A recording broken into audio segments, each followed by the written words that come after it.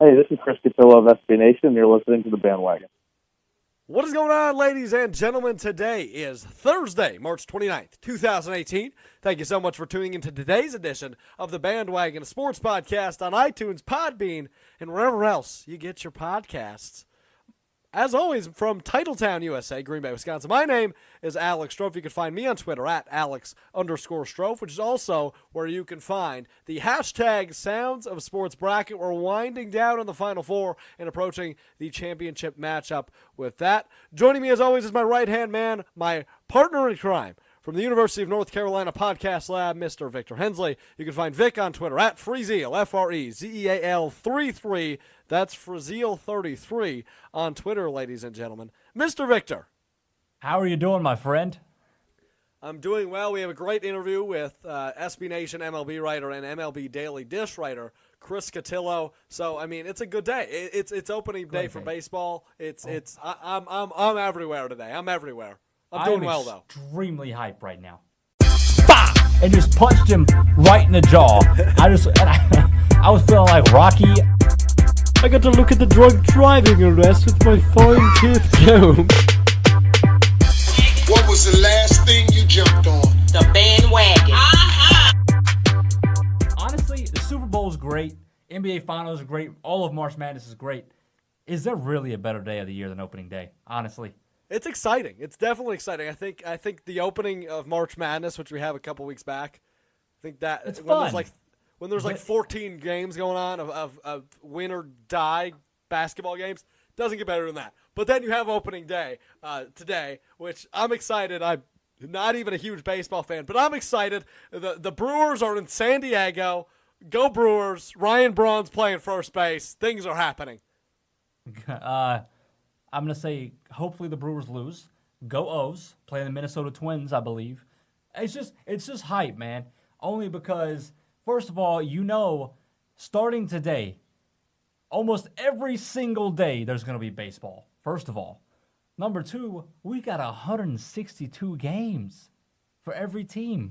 It's a lot of games, by the way. That's a lot of games. That's exciting. Baseball is the best regular season out there. Let's have a bet. Besides our other bet that we'll jump into in a second, let's have a bet. Okay. One of us has to try to throw a first pitch out at either like a minor league game or an MLB game before this season's over. Okay. So you want us to just start emailing minor league teams and saying, hey, can I throw the first pitch out? Yeah. And, I don't know what bet we're going to have in place, but one of us has to throw a first pitch out at some sort of game before the end of the year, or we are failures. Is there going to be a punishment attached to this? The only punishment we have is if one of us doesn't do it, like if neither of us throw out a first pitch, we both have to tell our mothers that we are failures. No. Better yet. You ready? Whichever one of us, or if both of us does not throw a first pitch out by the end of the season, our mothers have to come on the show and each describe how we are failures to the world. Oh, I love it. I'm in. This is a bet. Deal. Okay. I'm sending some emails tonight. Our mothers get to come out and roast us hard. Oh, geez. I love it. Okay, anyway, so MLB season is here. Let's jump into our predictions as we do a little bit later with Chris Cotillo. I want your MVP, NL, or AL first, and then NL. We'll go alphabetical order because we're proper. Is that what we are? Just as our man Chris Cotillo said, just as Ben Ryder said, who we're going to have it on the show later this week, I got to go Mike Trout. It's hard. Yeah, in AL. It's hard for me to say anybody else. I know Altuve won it last year, but it's only because of the injury that happened to Mike Trout. He's just a freak, man. Let me talk about my AL. People forget this guy's in the AL now, and I haven't really heard that many people pick him to win AL MVP, which is weird because he won the NL MVP last year. Giancarlo Stanton, he's my AL MVP. I think the Yankees are going to be dominant as hell, and it's going to be so frustrating for everybody. But when the Yankees are good, it's good for baseball. I think Chris Cotillo or Ben Ryder, both, one of them said that in our conversation with them earlier this week, that when the Yankees are good, it's good for baseball, even though they're heels. I mean, they are like everybody's least favorite team ever. But when they're good, it's good for baseball. So anyway, Giancarlo Stanton's my pick for AL MVP. Can I go ahead and debate that real quick? You know, we embrace debate on this show, and listen. I've heard this talk. I was listening to a sports show the other day talking about the Final Four, right? And they were talking about how Loyola Chicago if they make it to the national championship, might actually be bad for college basketball because there wouldn't be somebody like Kentucky, Duke, Carolina, somebody big like that in it. Obviously, Kansas, if they're in it, that's one of those big time teams, and even Villanova, I guess, at this point with their dominance as of late. But they said it would be bad for college basketball. It kind of like you're saying, when the Yankees are good, it's good for baseball. I don't agree with that. Baseball. Why not? Because at least for myself, and I'm gonna get into this later in the show with baseball.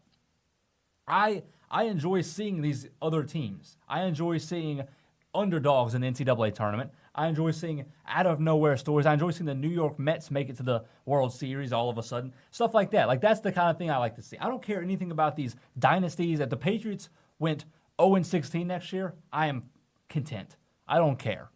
I'm not gonna cry because the Patriots are 0-16. And I guess that's not necessarily the case either. If the Patriots or the Yankees are really, really bad, that's kind of a cool thing too, because that's never happened. Right. I mean, it probably has the way Patriots back when. has. I mean, the Patriots have been bad. They used to be And the bad Yankees before have Tom been Brady. too, but nonetheless, like, it's rare for these teams to be phenomenally bad. I agree. I think the only thing it's good for is ratings, because there's a whole lot of Yankees fans out there. Exactly. Bandwagon, mostly bandwagon. Same with New England and a lot of We're these. the bandwagon. We are the bandwagon. We are the bandwagon. So a lot of these like bandwagon teams, I guess you could say it's good when they're good because the ratings are up. But in terms of like actual baseball and even like the average fans, I don't think it's any better or any worse, honestly. That's just my 2 cents. Had to go on that little tangent a little bit. NL MVP. NL MVP. Oh, this is going to surprise some people, I think. I think we had Cotillo, maybe mentioned him, somewhat in the conversation. It's not Bryce Harper, like everybody else is saying. I don't think it's going to be Bryce Harper. It's going to be the Manny Machado of the NL, Nolan Arenado of the Colorado Rockies. Yeah, he's going to get one eventually, and I think this might be his year. Okay, I like boldness.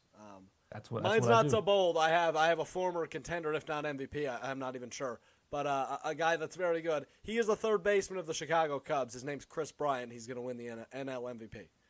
That's fair. Okay, I can see that one. And I'm going in a direction because we're about to pick who our champions in each league are going to be. It's weird how I picked players from both these teams because my AL and NL champions, respectively, are the New York Yankees and the Chicago Cubs.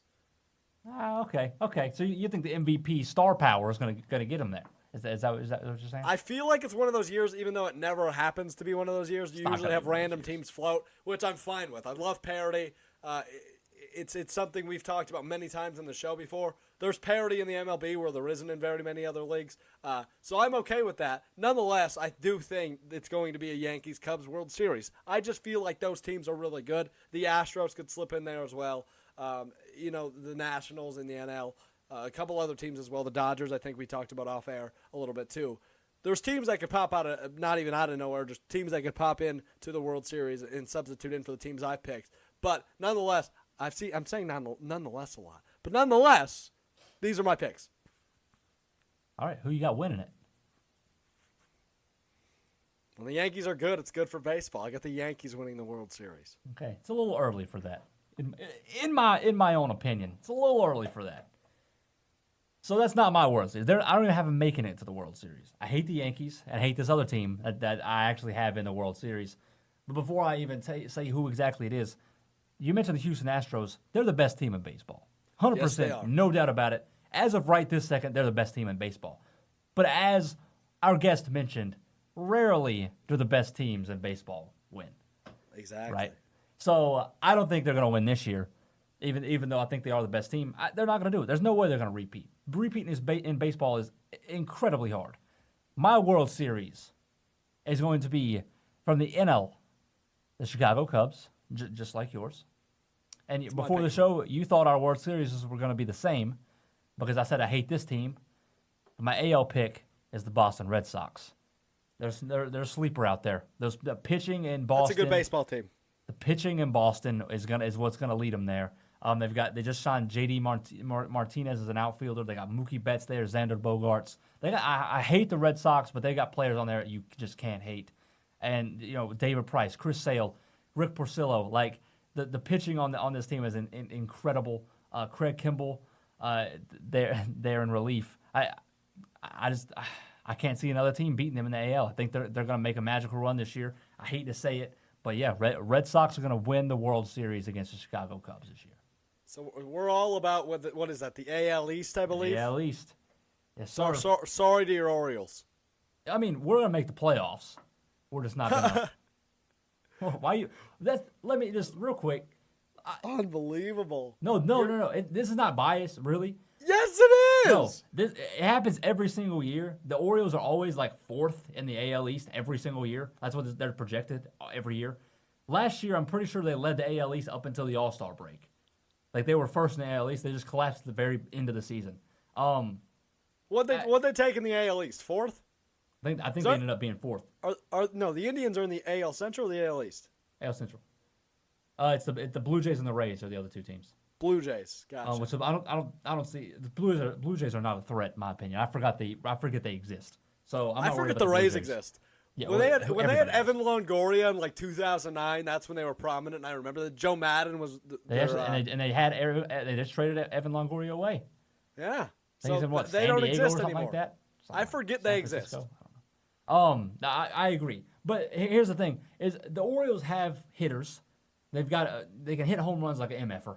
Right? It's just the pitching's inconsistent.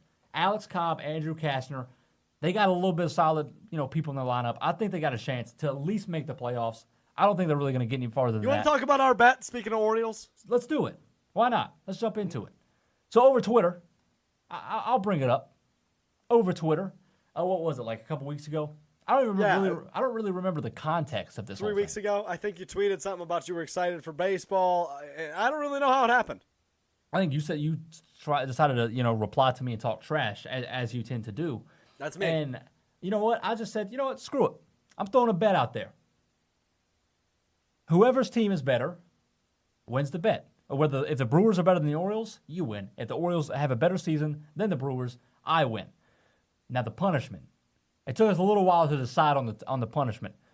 But if I'm not mistaken, we have decided on whoever loses the bet has to purchase a custom MLB jersey of the other team. So if you lose, which hopefully you will, you'll have to purchase a custom Orioles jersey, and I will get to pick whatever it says on the back.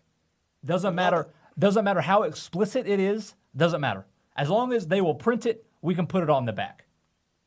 Not only that, we have to wear it for a week straight. After we receive it in the mail, we have to wear it for a week straight. Can't take it off. We have to every single day. We got to document it multiple times a day that we are indeed wearing it out in public. Yeah, deal. I'm very confident. Because you shouldn't be. Because I can name three players, maybe four, on the Brewers. That's it. I can name three, and you just named two of them. Brewers? Orioles. Oh, Orioles. Okay, I think you can name a couple more, though. Alex Cobb, Manny Machado. That actually might be it. Adam Jones, Chris Davis. Adam Jones, Chris Davis. Is J.J. Hardy still there? J.J. Hardy still in Baltimore? Repeat that? Is J.J. Hardy still around? He's officially not in Baltimore anymore. He might even. I think he's still a free agent. Maybe I can't remember. But yeah, he's not in Baltimore anymore. Interesting. Anyway, I can name Lorenzo Cain, Christian Yelich, Ryan Braun, who doesn't matter anymore, and the pitcher that we interviewed, Zach Davies. That's it. Glad you remember his name. Awesome. K-Rod? Is K-Rod still there? K-Rod was last in Baltimore after he was with Milwaukee the last time. Go K-Rod. I don't even know anymore. He is the man. Anyway, let's move on. You know who's confident? Speaking of confidence, I think we were talking about confidence like 3 minutes ago. Sister Jean is confident, baby. Sister Jean is confident, baby. Loyola Chicago is in the Final Four. They're matching up with Michigan on Saturday. Villanova, Kansas, an epic battle to be had also on Saturday. The winners of each of those games will face each other in the national championship game on Monday. I want to know who you got. Oh, man. You know what? I got to go with the stroke of luck, baby. I got to go with Sister Jean. She's got God on her side. How could you not go with Sister Jean, baby? Come on. Nah, in all honesty, I think Loyola Chicago is probably going to lose, but I'm going to pick them to win. You know, I don't like Michigan. I don't think they're that good. I think they're overrated. Oh, you're wrong. You're wrong. Michigan is so darn good. Whoa, sir. They had a great game against Texas A&M. All right. They've had a lot of great games in the regular season as well. You're not. Okay, you haven't been watching a lot of Big Ten basketball, if I had to guess. I'm not, but I'm sitting here. I actually went to the game where they played Carolina. Carolina beat them by 15. Just throwing that out there. But Michigan really has not looked that great in the tournament. They could have lost to Montana first round, as we talked to Ahmad Rory, the point guard for them, which will be on the show later this week. They could have lost to Montana because they played horrible basketball. If Montana would have played any decent amount of basketball, they would have lost that game in the first round. Then they come out and play Houston. Shouldn't have beat Houston. If Houston would have defended the inbounder, Michigan wouldn't have won that game. Right, on the buzzer beater. Well, they're playing an 11th seed now. An 11th seed who's beaten Miami, Tennessee. Who else they beat? Did they beat Kentucky? They didn't beat Kentucky. No, they didn't. They beat Nevada and Kansas State. Wait, what'd you just say? I thought they beat Kentucky. Nevada. It's Nevada, isn't it? It's not Nevada. It's Nevada. So, okay, just to lay it out there for everybody. We've taken like so long trying to figure out just who they've beaten. Loyola Chicago beat Miami, Tennessee, Nevada, Kansas State, and Michigan beat who was the teams they beat? Montana, Florida State, Texas A&M, Montana, and one other school who I'm forgetting. Houston. Yeah. Okay, listen. Okay. Anyway, I think the better teams Loyola Chicago's faced. They've had a tougher road. Somehow, believe it or not, they've had a tougher road.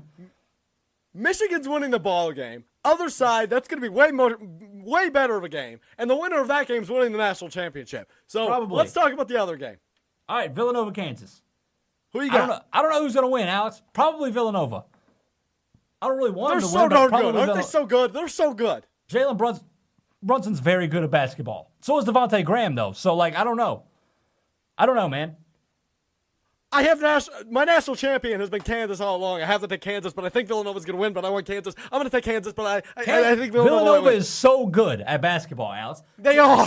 Fun stat, Villanova just broke the record for the most wins in a 4-year stretch by any college basketball team. That I knew. It was like 137 wins. Me smart. Yeah. They're gonna have 2 titles probably in 4 years. So just to let you know. No, 3 years. My apologies. So you have Villanova beating Loyola Chicago. I have Kansas beating Michigan. Yeah. Cool. All right. There's another Final Four going on. There's another Final Four going on. It might be more intense than this one. Oh. I'm just saying. The hashtag Sounds of Sports Final Four. It's the Bandwagon bracket, first ever 2018. You can find it on my Twitter at Alex_Strofer. You can just look up hashtag Sounds, that's plural, of sports. That's also plural. So representing each bracket will start with Stadium Sounds. You have Jump Around taking on in motivational sports category. All I Do Is Win. The other side of the bracket in theme songs, you have March Madness taking on the references, and that's Nelly's song Heart of a Champion versus March Madness. Jump Around versus All I Do Is Win in the Final Four. Victor, I've picked 2 of these to the Final Four. The other 2 I got wrong. I got Jump Around and I got March Madness, and I think they're going to go to the championship game against each other. You might be right. But here's the thing, Alex. I don't know about you. I've got a heart of a champion. All right? Somebody else has a heart of a champion, too. And that's Nelly. And I think the heart of a champion is going to come out and win this thing. Personally, if I had to pick at this point, I'd have to pick probably, I guess, Jump Around and then Heart of a Champion. For some reason, this entire time, I've been down on March Madness. Like you said in the breakdown show a couple of weeks ago, you said that March Madness was probably going to win this whole thing, potentially, because of the fact that it's March Madness season, so everybody's hearing the song a lot. Yep. I hated to disagree with you there. I don't think it's at all the best sound in this bracket, but because of the time of year we're doing it in, it's going to win. So I predicted March Madness is probably going to win. My champion Sports Center sound is already out. Ba-da-da, Ba-da-da. It's already out. I'm okay with that. My champion's out too. I'm gonna fly now. That was a good one. That was a good one. It just makes you want to punch people in the face, like you said in the intro. You're feeling like Rocky. Exactly. But no, apparently not. Apparently our followers, our listeners, don't agree with us, and that makes me sad because I thought we had a bond. Victor, last thing before we get to Chris Cotillo. One more thing. Good idea. What is the catch? Well, here's the thing, Alex. So they made a big deal. They, being the media, all of a sudden made a big deal about the new NFL catch rule, right? They came out and said there's three contents of a catch or whatever, right? Number one is control. You gotta have control. Number two is 2 feet on the ground. You gotta have 2 feet on the ground. Number three is possession, right? You gotta make a football move to have possession, right? You gotta have control, 2 feet on the ground, possession.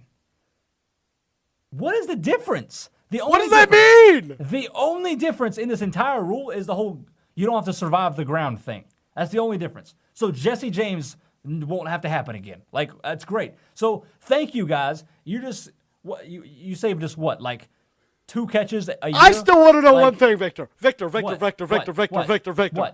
Remember months ago when Austin Severian Jenkins of the New York Jets made a catch that wasn't a catch, and I was furious. I came on these airwaves, and I was praying for the awful New York Jets, and Austin Severian Jenkins, who deserved to beat somebody. I forgot who they were playing. New England Patriots. Was that a catch? They haven't talked about that. Well, they talked about Dez, which really, it was probably a catch, but the Packers would have won that game anyway. And then you have Jesse James, who should have beat the Patriots, and then you have Austin Severian Jenkins, who should have beat the Patriots. What's a catch? Here's the thing. No, in my opinion, that's the worst one of all. And all of last season, that's the worst one. The whole Austin Severian Jenkins. Because in my opinion, that didn't go by the rule, right? I don't think that even went by the rule. It was just like they just said, that's not a catch. They reviewed it and said that wasn't a catch. In what way was that not a catch? With Jesse James, at least that went by the rule. People were upset about it. It sucked. It's a terrible, terrible rule, but it went by the rule. In my opinion, it wasn't controversial because that's in the rule book. Austin Severian Jenkins was just like this random thing, and the only reason people weren't talking about it is because it was the New York Jets, first of all, and they were awful. Number two is because it was a 1 o'clock game on a Sunday. That, to me, is the worst call by an official all year long, right? So hopefully that'll be resolved. I don't see anywhere in this rule that it would be, so I doubt it. It's probably going to happen again. But like I said, people are making a big deal about this rule, and some people are actually saying, oh, it's going to help, it's going to help. Is it going to help? Like I said, this might save us like 2 controversial calls a year, potentially. That's it. Other than that, there's still going to be a million times where a dude is going to try and make a football move, lose the ball, right? And they're going to call it an incomplete catch when it was clearly a fumble, or vice versa. That doesn't make any sense to me, Alex. And I just need clear-cut things. Like I need a rule book that people are going to live by, stick by. I don't know what a catch is. I'm never going to know what a catch is. You don't know what a catch is. Nobody knows what the catch is. So I don't understand. I mean, the NFL is trying to do some things this year. They had some other rule changes about, helmet, lowering your helmet and getting penalized or ejected and all that stuff. But I don't know. To me, a lot of this just doesn't even make that much of a difference. CTE is real and catches don't exist. Here's MLB Daily Edition SB Nation MLB writer Chris Cotillo. We are joined now by Chris Cotillo, the manager of MLB Daily Dish and lead MLB writer for SBNation.com as we approach the beginning here of MLB season. Chris, thanks for joining us today on the Bandwagon. Yeah, thanks for having me, guys. So Chris, how will you be spending this first weekend of baseball? Will you just be sitting behind like 13 TVs, or what's the first couple of days here of MLB season going to consist of for you? Yeah, usually kind of coincides with Final Four weekend as it is. So I think my rooting interests are a little less this year than they have in the last couple of years, and big Loyola guy now. So hopefully they can Sister Jean, baby. But exactly. So I'll be watching some of that. But yeah, just checking in and seeing what games are national. We don't get everything on TV here in Chapel Hill, but checking on MLB TV, see some guys I want to see some at bats to start, and it's obviously exciting. It's kind of the new year, the start of spring for a lot of people, and for me, kind of signifies, for the role I've had at SB Nation, kind of a little bit winding down of, the off season's over, and now it's time to kind of sit back and enjoy a little bit. And before we really get into this season, one thing that's really big about you is the fact that you're still in college. You're only a couple years older than I am. I'm a sophomore. I think you're a senior, if I'm correct. And somehow you're all of a sudden, now you're a big deal. You're a big deal in the baseball world when it comes to breaking news, reporting on things. It's pretty impressive. So how in the world did you get to this point in your life? Thank you. Yeah, no, it's. I wouldn't say that I'm a big deal. I think, obviously a few years ago, in my senior year in high school, I just reached out to a bunch of people and broke a couple stories, and I've been able to, hopefully make a career out of it, and we'll see, the next few weeks and months if that, materializes into something full time. So, that's in the works right now. But, just always had a passion for the game, always loved it, and decided at some point needed to make a career out of it. And, I've always liked writing, and it's kind of fit together. So, it really wasn't, ever this huge dream or this big goal to be, in the position I'm in. Just kind of, worked hard and fell into it and climbed up a little bit. And hopefully that climb will keep going. But obviously, I've learned from a lot of great people here at UNC in terms of the J School, and a lot of, professionals. Jeff Passan, who's my rival on Twitter as an example, but Ken Rosenthal and John Heyman and all those guys, just watching how they do their business in a professional way has been, instrumental in kind of seeing how I do things. So hopefully follow in their footsteps and, like I said, be in baseball for a long time. So, Chris, I gotta ask. You mentioned way back when you started getting your foot in the door and really becoming, a prestigious MLB writer, if you will. You were breaking stories. So, do you have a favorite or maybe a good memory of a story that you broke? Do you have any good stories when it comes to that side of things? Yeah, I think my big ones back then were Ricky Nolasco to the Twins and Doug Fister to the Nationals within the same week, and how those materialized was just kind of reaching out and thinking something was close and getting a confirmation and then putting it out there. And I remember, kind of taking a break from my homework back then to do it, and then pacing around my house waiting for someone to confirm it, just on the 1% chance that I was being punked or something like that. So, and telling my dad, I just tweeted that out, like I'm nervous, what if it doesn't come true? And at that point, I had nothing to lose. But, as time's gone on, I've been extremely careful about what I put out there, made sure it's double-checked and confirmed because, one mistake people remember forever. So it's kind of been a progression like that, and moved a little bit away from the insider stuff just because it's extremely taxing, especially, during college, and now, hoping to write, other types of stories and features and be more well-rounded. But the news breaking stuff is really fun when it goes well, but if you get too caught up, then I think the competition gets to you after a while. Well, so you're essentially like there's a few guys in the MLB that do this, but, as a quote-unquote insider, you're kind of like the Adam Schefter of the MLB, a little bit.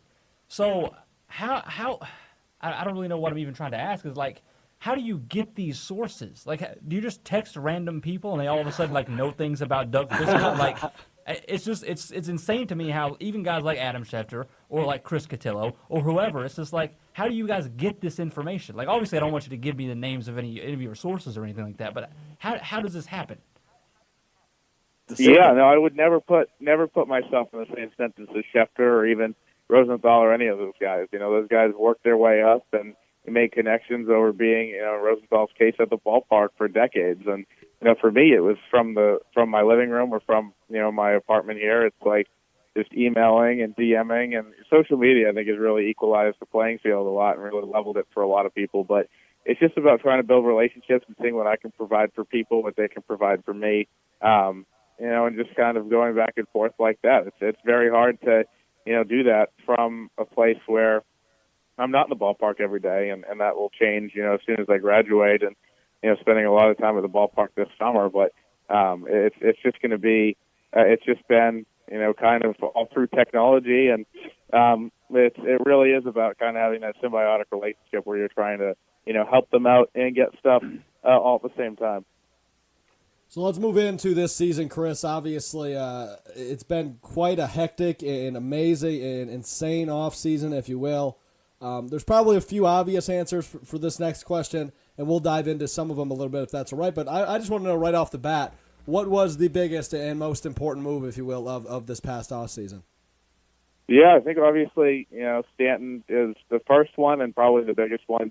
It solidifies the Yankees as a contender right now, which everyone knew about last year, but they're a team that's arrived on the scene earlier than anticipated after that rebuild, trading Miller and Chapman a couple of years ago, and now they have Stanton adding to that lineup of Judge and Sanchez and all the guys they have. Walker was a good addition for them, and all of a sudden they're one of the favorites to win the World Series. They arrived on the scene very quickly. I think a lot of teams really improved. The Red Sox with J.D. Martinez, the Astros with Jarrett Cole in the American League, and the Phillies getting Arrieta and Santana, Padres getting Hosmer. Those are improvements. I think a lot of talk has been about free agency and if these guys will work out down the road. But right now, those guys are improvements over who they've had before.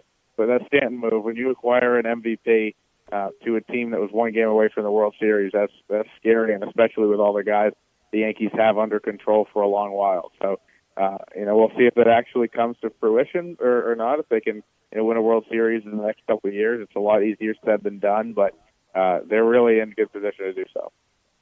And not only that, not only do they have Stanton, is the Yankees might be in contention for a guy like Manny Machado or Bryce Harper or maybe even Clayton Kershaw next year. So, do you believe that this might be kind of a dynasty in the making?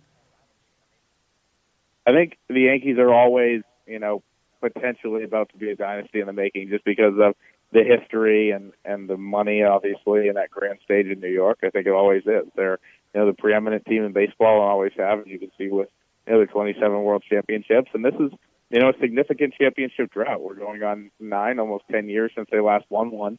And I think you look at in their standards, they have just in 2000 and then 2009, and if a couple of failures in the World Series between then, last year obviously getting close to the World Series but not getting there. Well, you've seen some of these teams you wouldn't expect, the Astros, the Royals, the Cubs, the Red Sox with 3 this millennium, kind of showing some parity. So I think they're ready to become the evil empire again, and obviously signing one of those guys next year. Well, I think Harper's not as likely now, obviously, with Stanton.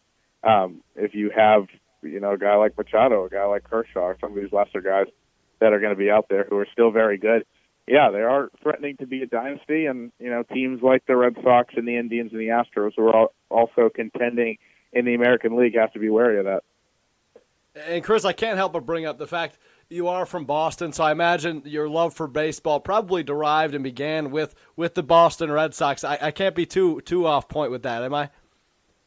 No, I was named when I was in second grade the biggest fan of the Red Sox by a baked bean company locally, because my mom wrote an essay about how I was 3 years old and I refused to go in the visiting team dugout and cried because the Yankees had sat in there when we did a tour of Fenway. So yeah, I was a big Red Sox fan growing up, and that as it has to, it's changed over the last 2 years where covering the game and knowing people in it and really having to cover everybody objectively has really changed. And my friends will be like, who are baseball fans and have their teams watching the playoffs, like, why aren't you upset that the Red Sox just lost? And it's just kind of been shaken out of me, and still a huge Patriots fan, and the Philly play was an illegal formation, but other than that, you still a UNC fan and things like that. But the Red Sox have kind of dwindled in terms of my fanhood, but still, there's no place to me that's as special as Fenway and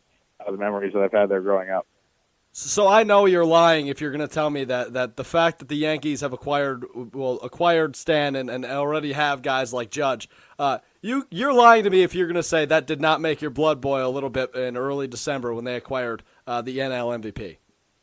It made my blood boil that I didn't get the scoop first, and that's really the point that I'm at. I think you're full of it, but I'll take it. I'll take it. No, I don't care. And people were asking me are you happy about J.D. Martinez? I know, because John Heyman broke the story. I don't care what the Red Sox do in terms of what the Yankees do. I think, I will say, I think it's very good when both teams are good for baseball as a whole, because I think, I really do now think UNC Duke is right up there at the top of rivalries in sports. For Red Sox and Yankees is, might be a 1A or 1B thing. And I know, people in the state of Alabama or Michigan, Ohio State, people might say differently, but I think, UNC Duke and Red Sox Yankees are just insane, and the intensity. And baseball is healthier when those two teams are good and they're going at it. I think, obviously 03 and 04, those battles were absolutely legendary, and we haven't seen, the teams face off in the playoffs since. So, having the Red Sox and Yankees both be good, which they're both projected to this year. Adding some star power, obviously, in Stanton and JD is very good for baseball. But I don't care who wins as long as it's a good story and preferably one that I can get. You've come a long way since your mother put you on a baked bean contest. You've come a long way. Yeah, seriously. And moving away from the Red Sox and Yankees here for a second, there was obviously the huge acquisition by the Angels of I'm probably going to butcher this, Shohei Ohtani. Is that correct? That's yep. Nice. Mm-hmm. So he's not had a very good spring training, to say the least. But does that mean that the move was wrong, or is he gonna come out and kill it in the regular season like he was projected to?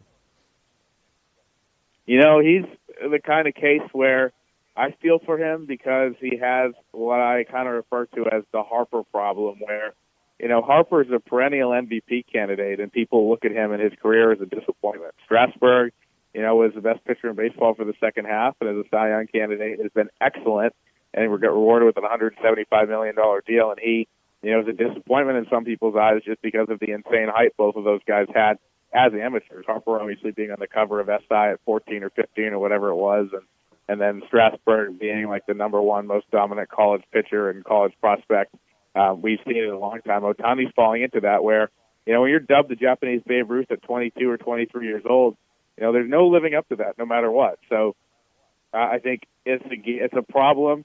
His spring training struggles right now are a problem that any of the 30 teams in baseball would love to have.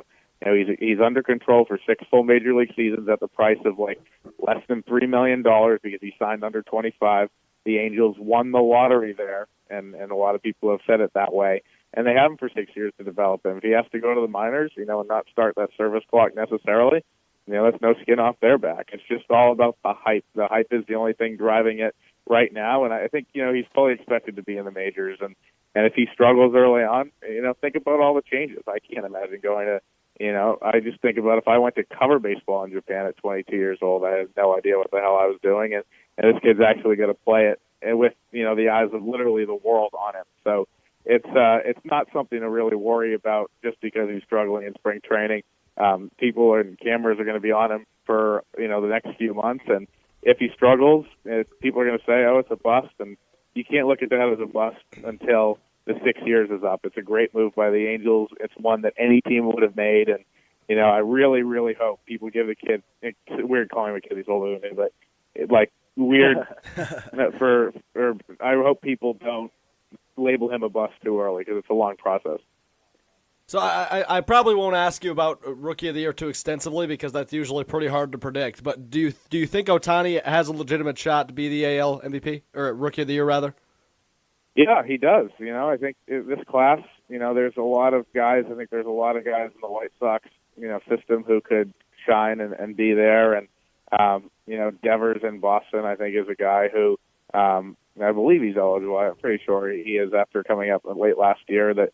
Could be a candidate too. But Ohtani, if he pitches well and hits well, then he could be, definitely in contention there. And, the bar for Rookie of the Year is not, you against what you're expected to be. It's you against the other rookies. So if he does better than everybody else, then he'll get it. I think obviously we'll get some good candidates in the National League with Acuna about to be up, and Scott Kingery with the Phillies just got guaranteed an opening day spot with that extension. So. It's always good to see these young guys get in. Recently in baseball, we've been really lucky to see, Judge with a great Rookie of the Year last year, obviously Benintendi, some of these guys coming up, and a lot of young guys that are really coming up and changing the face of the game. How about your MVPs? Are you looking at just Harper Trout as the easy picks and probably who that's going to be, or are you looking elsewhere for your AL and NL MVPs this year? Well, I think now that, you're thinking about, Miguel Cabrera being in decline. It really comes down to just a few guys on the AL side. It was, him for a while as the favorite. I think Trout is the clear favorite. If he wasn't injured last year, on a freak thing at second base, then he is. And Altuve obviously really deserved it. And he's, one of the very, very few, professional athletes shorter than me. So I have to root for him in that specific case. But Trout is the favorite, until proven otherwise. And, Trout is, already a borderline Hall of Famer and gets Mickey Mantle comps for a reason. I think, in the National League. You know, you had your MVP last year traded to the American League, which hurts the race a little bit. But there's Harper's obviously always going to be in the mix. Big bounce back year from Bryant. Rizzo's going to be in the mix as always, and there's a lot of guys out west that could really contend. Goldschmidt, obviously Pollock's a very, very good player. Arenado is bound to win one of these one day. So, I think the races are pretty much open in the National League. Trout is obviously, the clear favorite until he retires, I think, just because I think that guy's an absolute stud. But we'll see. Freak injuries happen all the time. We saw that in spring training with just Justin Turner and Bumgarner going down. So those things will only unfortunately continue to happen as the season goes on. And who do you think is going to be the AL and NL Cy Young winners? I think, in the National League, Scherzer is really just an absolute beast, and he has been. He's lived up to every penny of that contract, which is really hard to do. Strasburg, as a 1-2 punch like I was just talking about, is amazing. I think Scherzer is a favorite there. And Sale, I think, is a guy who, is bound to have another monster season for Boston. Guys always do better in their second season in an environment like Boston compared to their first, and he had an excellent Cy Young year where, he almost won it last year. So Sale and Scherzer, I think, it's chalk picks, but there's obviously a lot of guys that could challenge. Severino's knocking on that door.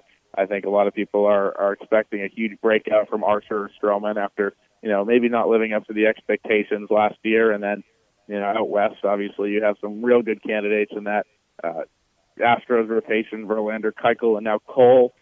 Even McCullers as a bit of a dark horse. And but I think, Sale and Scherzer as the chalk picks are, it's easier to go chalk. You can't pick Loyola in the Final Four, and you can't pick, Stephen Wright to win the Cy Young Award. You got to just stick with the chalk and hope it works out. Fair enough. So I guess sticking with the chalk, my last one on this topic is who's going to win the World Series? Who are going to be the two teams that get there as well? I know it's way too early, but are we looking at probably the Yankees and Astros, probably the favorites in the AL, and probably two favorites to win the whole thing? I think the Astros, to me, are the most complete team. You have a team that, didn't really lose anybody and added a very, very, very good pitcher in Garrett Cole last year, or this winter. I think you're looking at – I really like a three-headed monster in the postseason. You have a team that was able to win it with the pitching they had last year, and now you have Verlander, Keuchel, and Garrett Cole as your three-headed monster. That might go up against, I think for me, the Cubs with the improvements they've made, Darvish, Lester, Quintana, Hendricks, is very, very, very good in that rotation. I think that they're a huge, and risk. They're a team to watch there. I go Astros Cubs right now in a kind of a battle to see who will win. Again, there's obviously a few teams that are going to be in the mix. If the Red Sox, this is not my bias peeking out. It really isn't. But if the Red Sox rotation is healthy and really pitching to their capabilities, Chris Sale, Drew Pomeranz, obviously as a fourth guy, but Chris Sale, David Price, and Rick Porcello all can be, Cy Young caliber pitchers when they're on. If those guys are all on at the same time, I think that's a very tall task for the other teams in the American League. True that. And this is my last prediction for you. I guess it's not 100% a prediction, but me and Alex actually have this bet going on, right? So he's a big Brewers fan. He lives in Wisconsin. I'm here in North Carolina, but I'm a big Orioles fan. So who do you think out of the two is going to have the better season, Brewers or Orioles? I think this is a very, very easy question, actually. I think it's Milwaukee by a lot. Yep. Okay, there's the bias coming out. Okay. All right, I see it. All right. No, I'm grew up a huge Brewers fan, so, Good to hear. Welcome to the dark side, my friend. Yeah, I really did. But I think, obviously the additions of Kane and Yelich help a team that was a big surprise last year and one that was, very, very impressive to a lot of people. You add those guys. I think, they might want to add a starter. That could happen at the trade deadline. They have some prospects to get a deal done.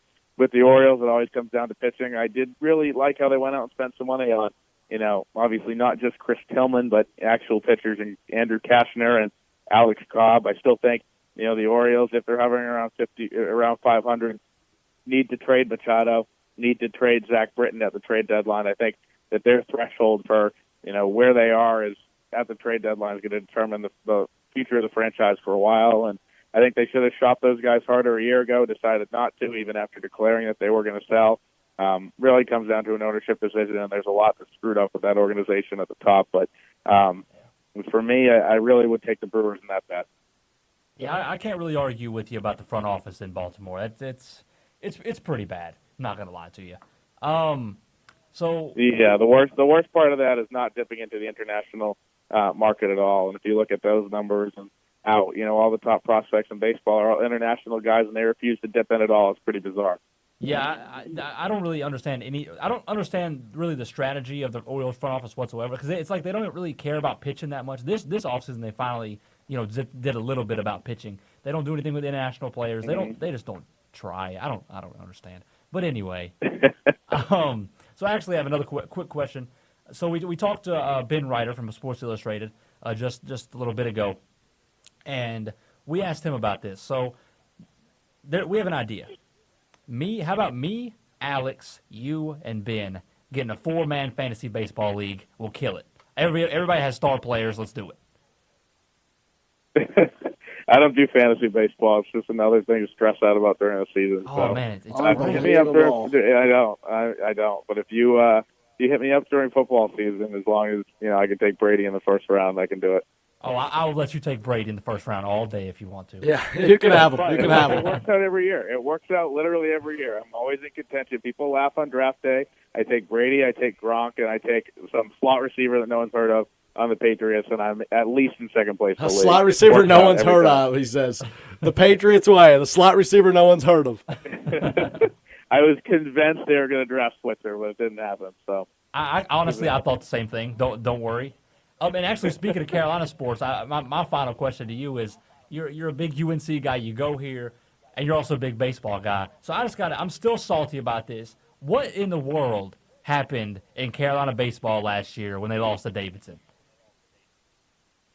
I really am not the college baseball guy to ask. I'm too swamped with MLB stuff, but yeah, it's a good underdog story. I think in baseball, on any given day, anybody could win. No matter what. I think it's a sport with where you put a bunch of amateurs up against a college team, and again, a series of 7, anything can happen. Davidson came in here and really proved that. And I think UNC baseball struggled a little bit. Strongest schedule in the country, I believe, this year, but something like 13-8. Haven't been out of the box for a game, but I need to once the weather gets nice and it's not 32 degrees outside or the hell it is today. I haven't been either. Don't worry. Yeah, but I will. So it's I know Mike Fox pretty well, and he's a great guy, and I've enjoyed when the alumni come back, and a lot of guys have been back.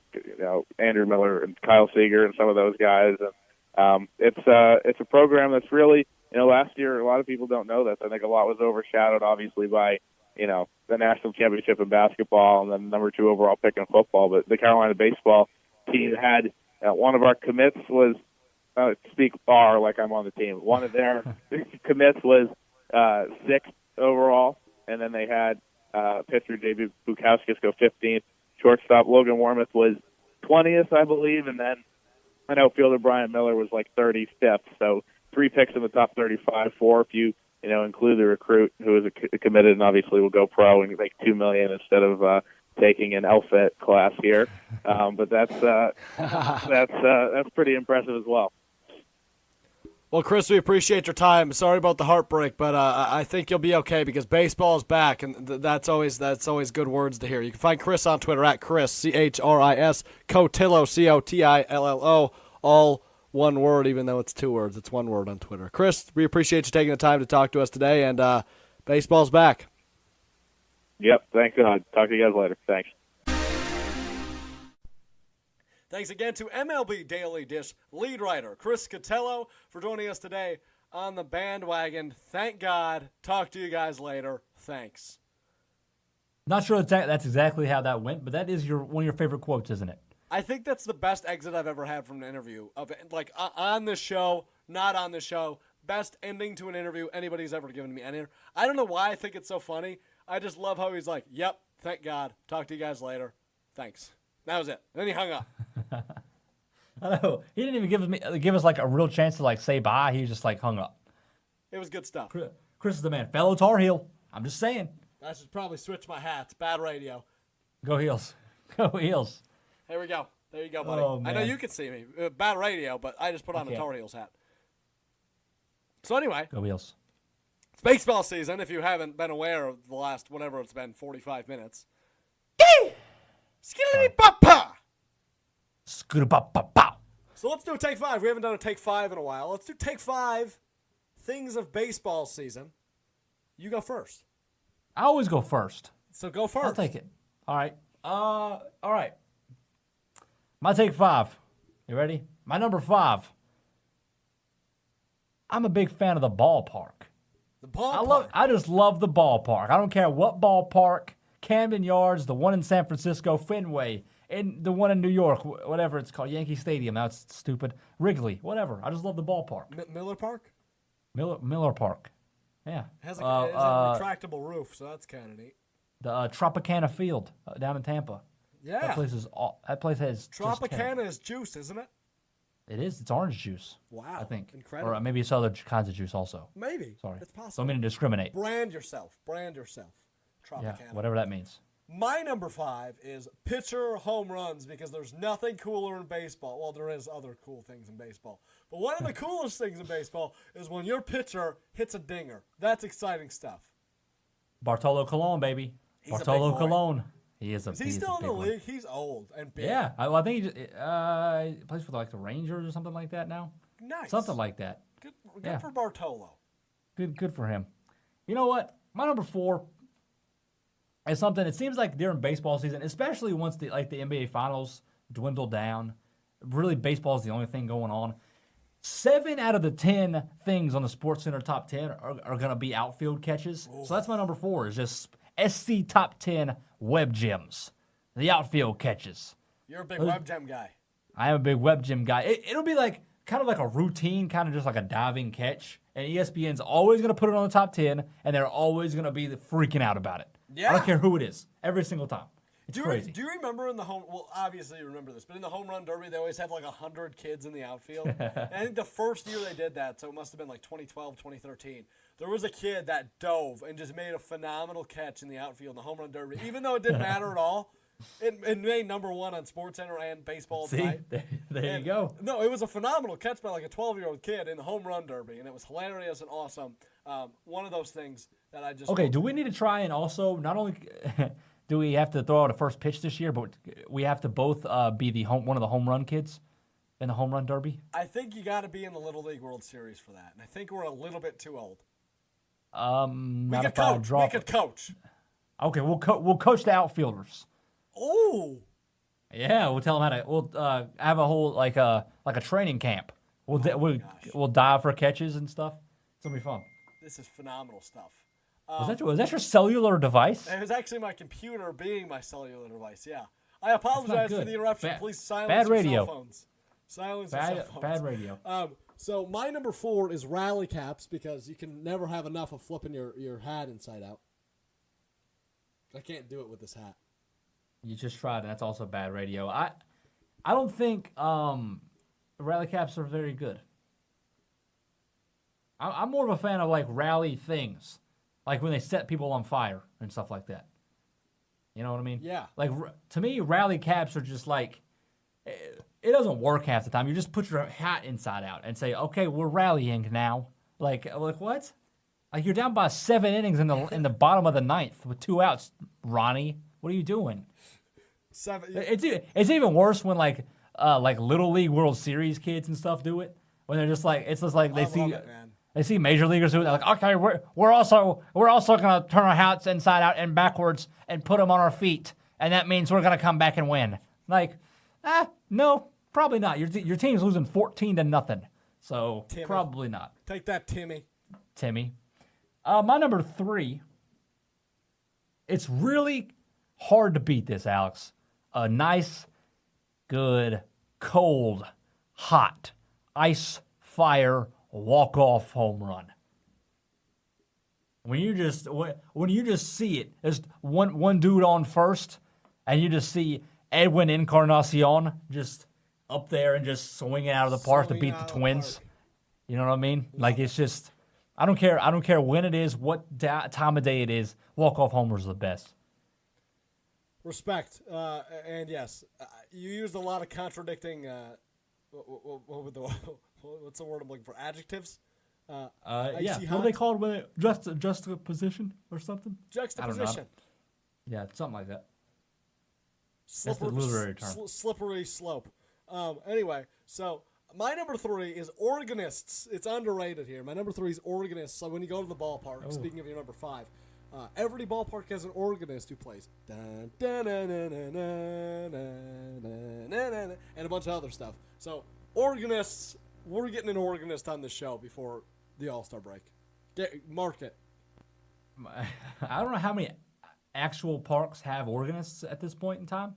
Not very many, I don't think. But it's okay. I've been to Camden Yards a bunch of times and don't think they have an organist. So I'm sorry. I bet you're Wrigley wrong. probably has one. I don't know. I don't know about the organist business.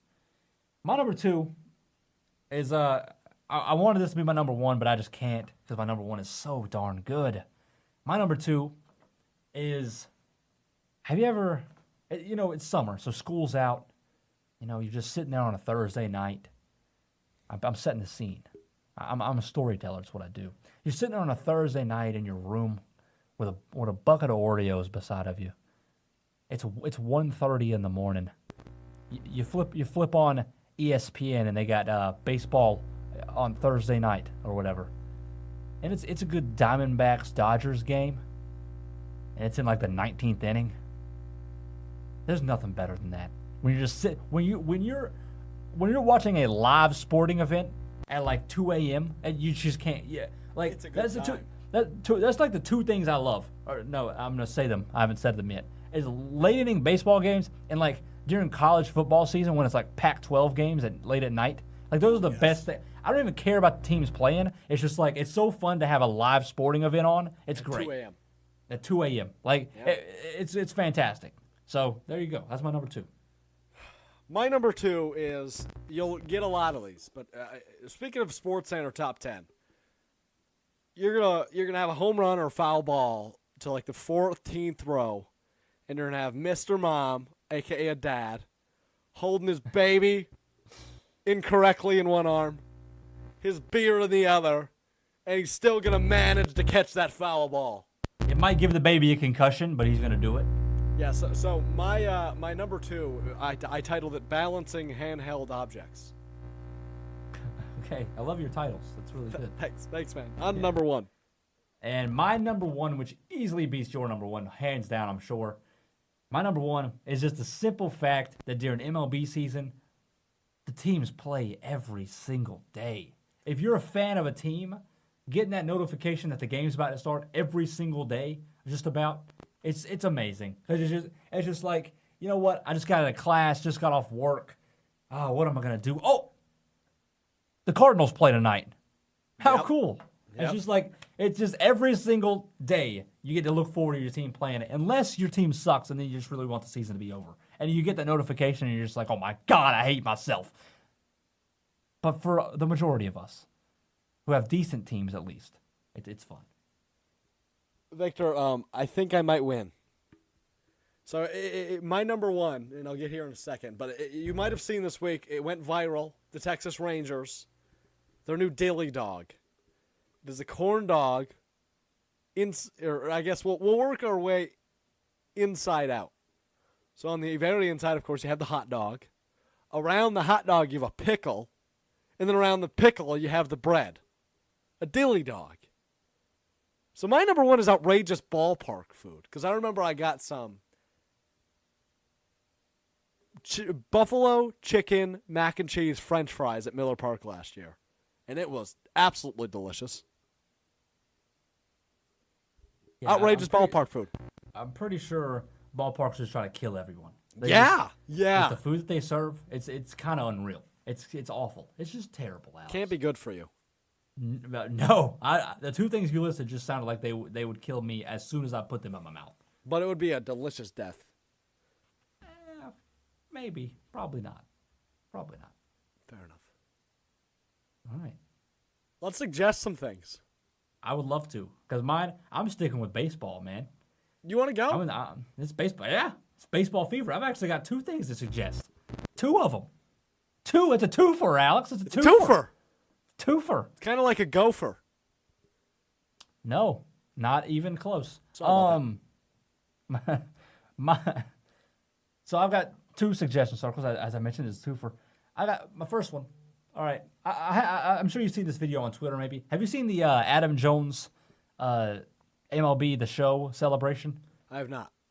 Okay, so on MLB The Show, MLB The Show 18, MLB 18 The Show, whatever the video game is called, it's a clip of Adam Jones of the Orioles hitting a home run, and the celebration is out of this world.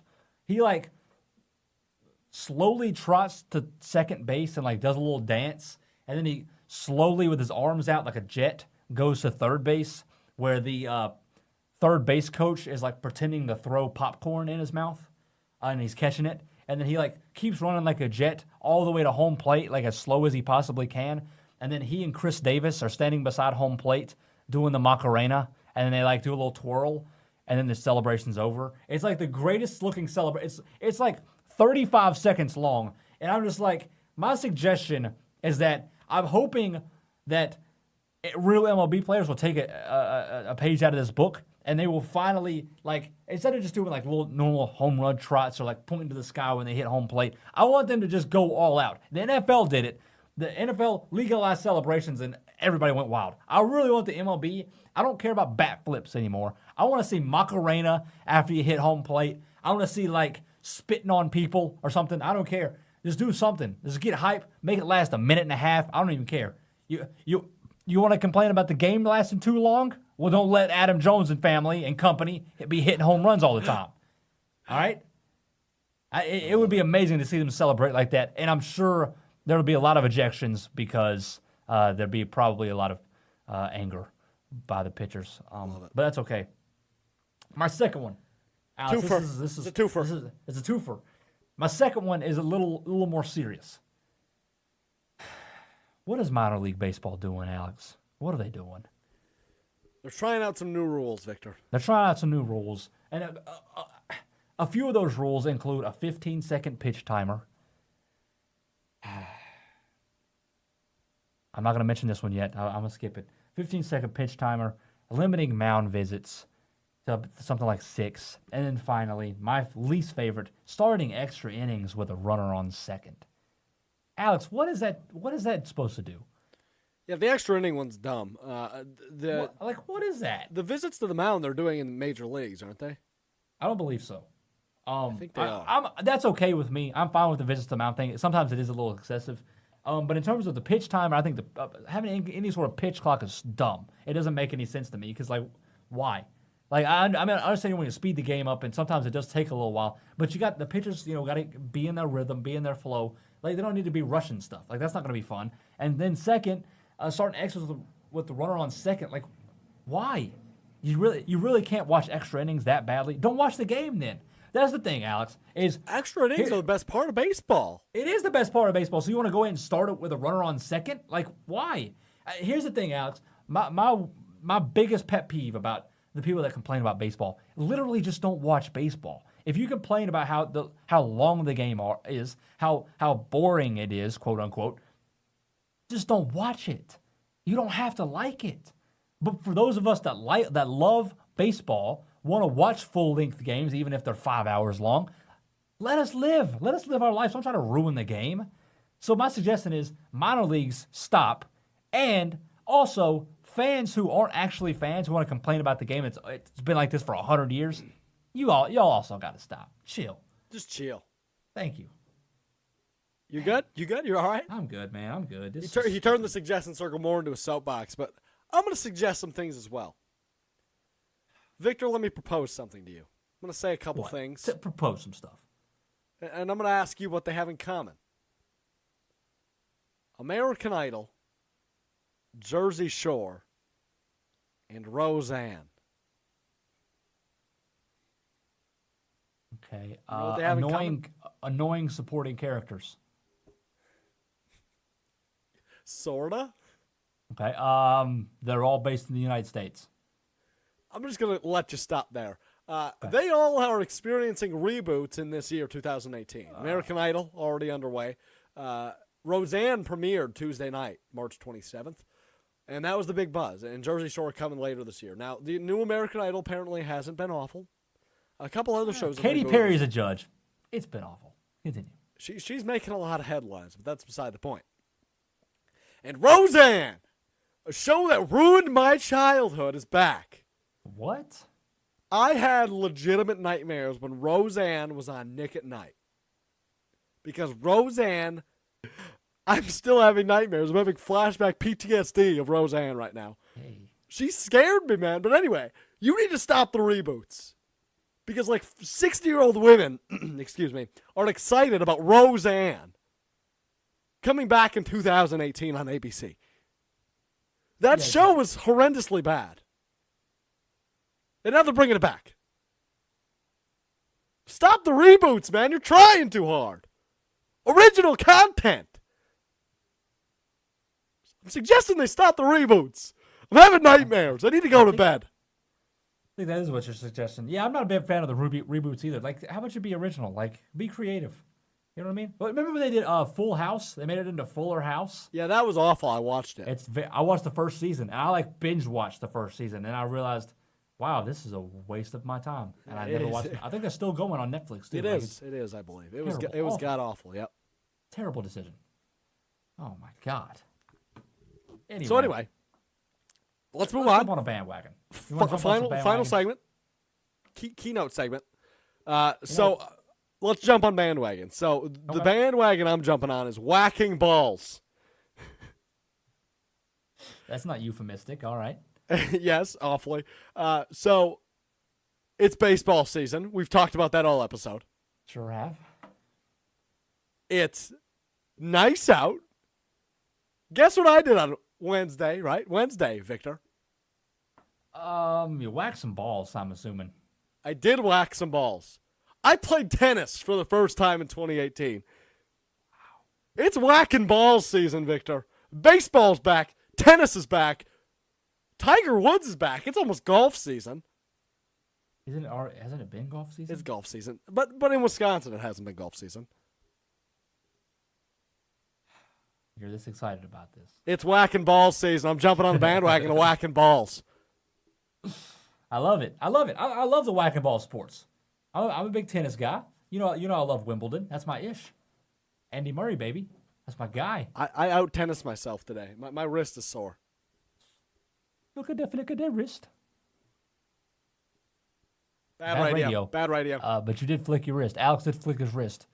Just so everybody at home can understand. All right, I love it. Thank you. I'm gonna stick with the whacking balls theme as well. Here we go. Really, I'm just sticking with baseball again. I'm jumping on the bandwagon of something I mentioned earlier, and we've talked about it many a time on the show. And just before opening day, I gotta bring it right back. I'm jumping on the bandwagon of parity. Here we go. The sport with the most parity is coming back. Is back today. Today, Alex. MLB. It's insane. We always see these sport leagues. Is that what they're called? Sport leagues. Sure. You know, the NFL has the Patriots all the time in the Super Bowl. The same kind of teams come in the Super Bowl. The Seattle Seahawks, whoever. The NBA has the Golden State Warriors and Cleveland Cavaliers who have been there like 17 years in a row. Awful. Not good. Not good fun. Not good fun at all. Bad grammar, but not good fun also. Wow. So MLB doesn't have that. MLB, every single year, it seems to be a different World Series, different champion. Houston Astros just won after being awful just a few years ago. Go Astros. Go Astros. The Brewers are still going to suck. Hey, watch it, buddy. I'm sorry. But it's going to be fun. We always think that maybe the best teams are going to win. Maybe the teams are going to be consistent. That's not how it works in baseball. It's 162 games. You slip up for a few games, you might be out of the playoffs like that. It's the hardest playoffs to get into. You might have a wild card game. You might be stuck in the wild card and having to play one game and lose that game. It's insane. And I honestly think that both of our World Series predictions are probably going to be wrong. You're absolutely correct. There's going to be 1, 2, or 3 teams that come in here and win it or get there that we wouldn't expect.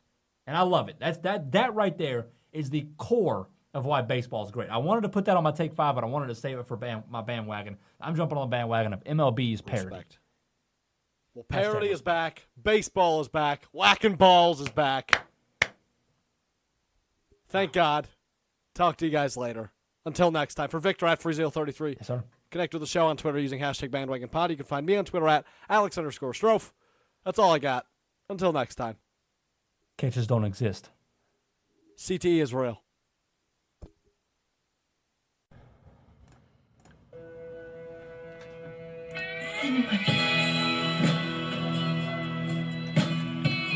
What up, Miss C? It's your boy V Hen. You knew I'd have to come at him again. 2018. 4 years later. Change the style up a little bit. This is a Beats production. One day I was walking down the street. I was really thirsty, so I walked a piece at a big glass of water. Then I had to pee, so I ran all the way home. Then I opened up the door. I ran straight to the party. My bladder couldn't hold it anymore. I lifted up the seat, and then I began to pee.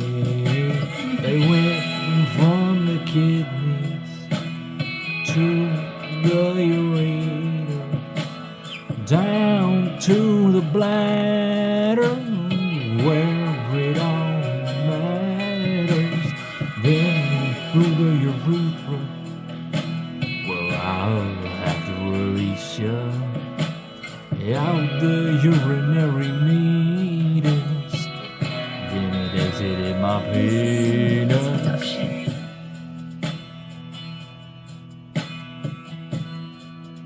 Then it exited my penis.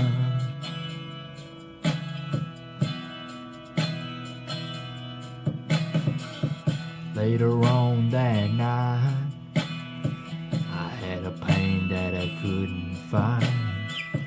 I was dizzy and I had to throw up, and my temperature was as high as you know what.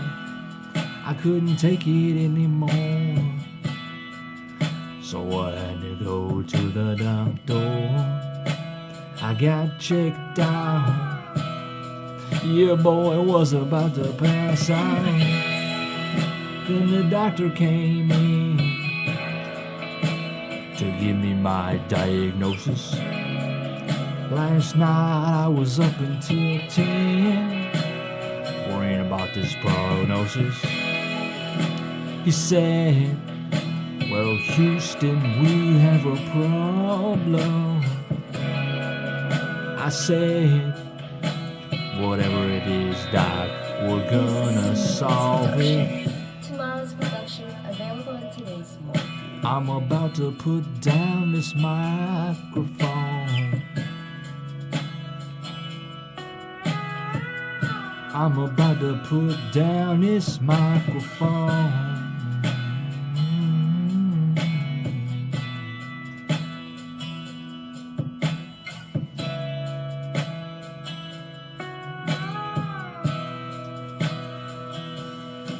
It was a kidney stone.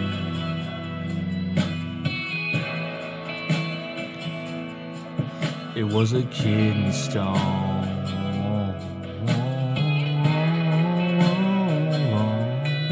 It was a kidney stone.